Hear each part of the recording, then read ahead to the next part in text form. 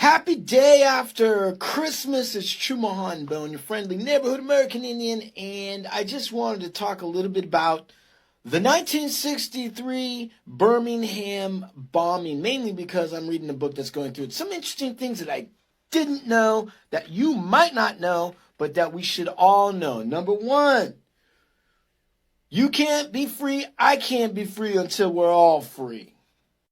Now, these were the 4 young girls that were killed by this bombing. Now, who did the bombing? His name was Dynamite Bob, or as his regular name was, Robert Edward Chambliss, or Chambliss. I don't know how you really pronounce it. But he was responsible for putting the dynamite or the charges under the stairs where people would be walking on a Sunday. And even though one of his relatives went to the FBI and told him all about this, he wasn't convicted until a lot later.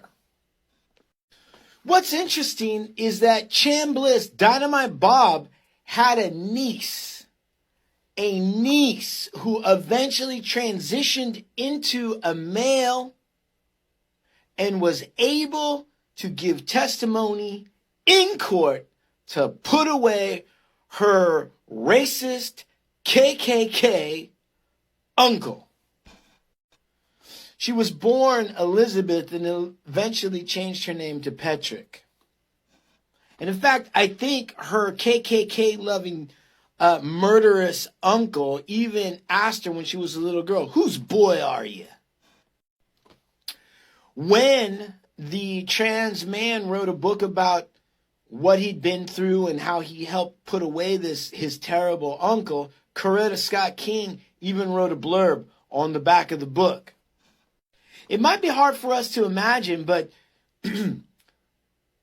this person who eventually would be in trans rights rallies, LGBT, before the plus, before the Q, was fighting for their rights, actually as a child went to a Klan barbecue and saw them light up a cross. And she was filled with fear at the time. Imagine that.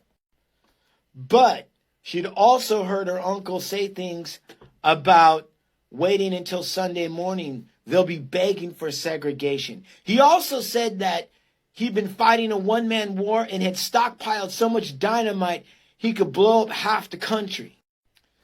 Eventually, she transitioned, changed her name to Patrick, and went on to fight for freedom for all.